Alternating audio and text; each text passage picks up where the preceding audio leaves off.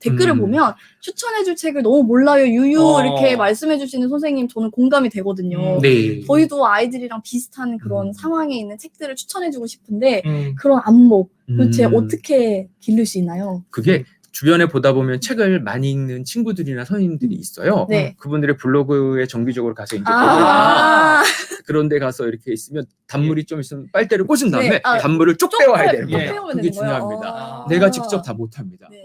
세상에 책이 하도 많거든요. 예, 저는 교보문고 이제 여름방학, 겨울방학이면 교보문고를 갑니다. 네, 훌륭하세요, 예, 가가지고 뭐가 있지 봅니다. 그래서 올해 정한 게 바로 이거였어요. 훌륭한 겁니다. 훌륭한. 이게 올 겨울방학에 가서 고른 책이에요.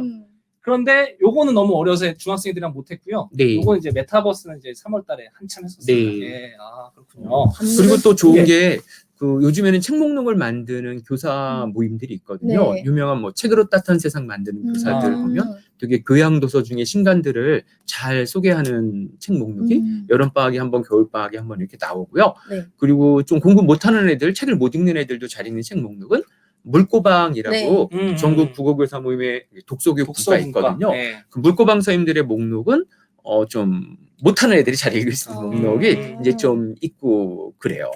그리고 아주 신간 목록 중에서 굉장히 다양한 뭐 사회선임이나 기술선임이나 한문선임이나 각 과목 선생님들이 자기 책, 자기 전공과 관련된 책을 확보하려면 학교 도서관 저널에 보면 그 도서관 담당 선생님들하고 사서 선생님들하고 만든 책 목록, 그 목록이 주제별로 여러 권이 있거든요.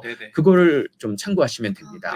책닷의 물고방, 학교 도서관 저널. 네. 그러면 그거는 들어가면 그냥 누구나 볼 수 있게 자료가 이렇게 개방이 되어 있는 건가요?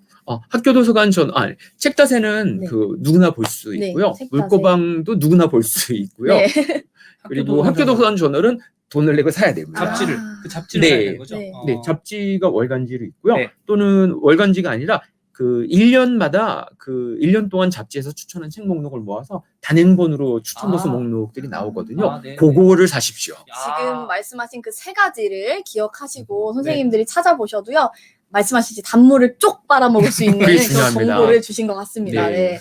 그리고 중요한 게 있는데요. 현대 독서교육은 교사가 읽지 않는 책을 학생에게 권하고 평가하는 걸 기본 설정으로 하는 겁니다. 교사 읽지 않은 책이요? 그렇습니다. 이게 매우 중요합니다. 부담이에요. 맞아요. 네, 이게 옛날에 그러니까 중세 독서 교육은 교사가 읽은 책을 권하고 평가하는 게 기본이었거든요. 그 왜 그러냐면 그 시대에는 뭐 조선 시대나 뭐 유럽이나 뭐 인도나 저기도 터키 문명이나 다 책 목록, 그 시대 교사가 자기 학문 수련 과정에서 읽은 책이 교사가 돼서 학생들한테 가르칠 때 목록하고 거의 비슷해요. 책 목록이 바뀌려면 200~300년 걸리거든요. 현대는 달라요. 엄청나게 세상이 빨리 변하고 있고 인터넷으로 연결되고 번역 팍팍팍 돼가지고 지식 생산의 속도가 굉장히 빠릅니다.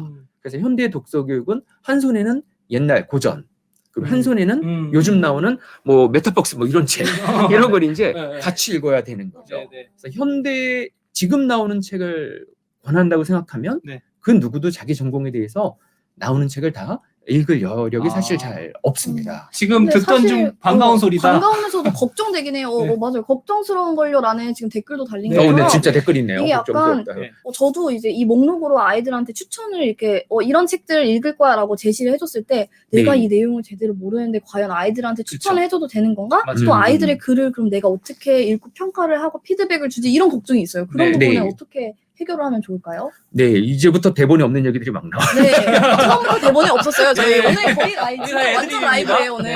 저 대본 있지만 이거 아니에요. 점점 얼굴이 약간 빨개지시는 것 같습니다. 네, 어떻게 우리가 신문 서평이나 잡지에서 서평을 보잖아요. 그러면 대부분 이제 신간 소적에 대한 서평이 나오기 때문에 사실 안 읽은 책을 이제 보잖아요. 그렇죠. 안 읽어도 이 서평 잘 썼네. 이 서평은 무슨 얘기야 못 알아듣겠어. 다 판단할 수가 있습니다. 그래서 글 자체의 완성도로 이제 학생들한테 이제 대화하는 방법이 필요하고요. 저는 학생들한테 이제 뭐 서평을 쓰거나 책 대화하기 보고서를 받을 때 그 책을 안 읽은 사람도 다 알아들을 수 있게 책에 대한 정보를 적절히 넣어서 이제 해줘야 되는 거다. 원래 그런 거야. 이렇게 설명을 해주고요. 근데 애들이 이렇게 설명하면 잘 못 알아듣는 게 신문과 잡지를 잘 안 보거든요. 그렇죠. 애들이. 맞아요. 그래서 좀 다르게 설명을 해야 돼요. 유튜브에 보면 영화 한 10분짜리 영화 비평 동영상이 엄청나게 많아요. 그래서 영화 비평 동영상 10분짜리를 보면 2시간짜리 영화를 꼭 본 것 같은 그렇죠. 생각이 맞아요. 들면서 맞아요. 다 이해가 되거든요. 네네네. 그래서 그것처럼 영화에 대한 정보를 적절히 담아서 영화 비평 동영상을 이제 만드는 것처럼 책에 대해서 너가 이제 서평이나 어떤 보고서를 쓸 때도 책 안 읽은 사람도 이해할 수 있게 적절하게 정보를 담아놔야 된다. 이렇게 이제 얘기를 합니다. 그럼 교사가 그 아이가 쓴 글을 보거나 구술 평가를 할 때 걔가 하는 말 자체의 완성도, 말이 되게 하는가 이걸로 지도를 하면 됩니다.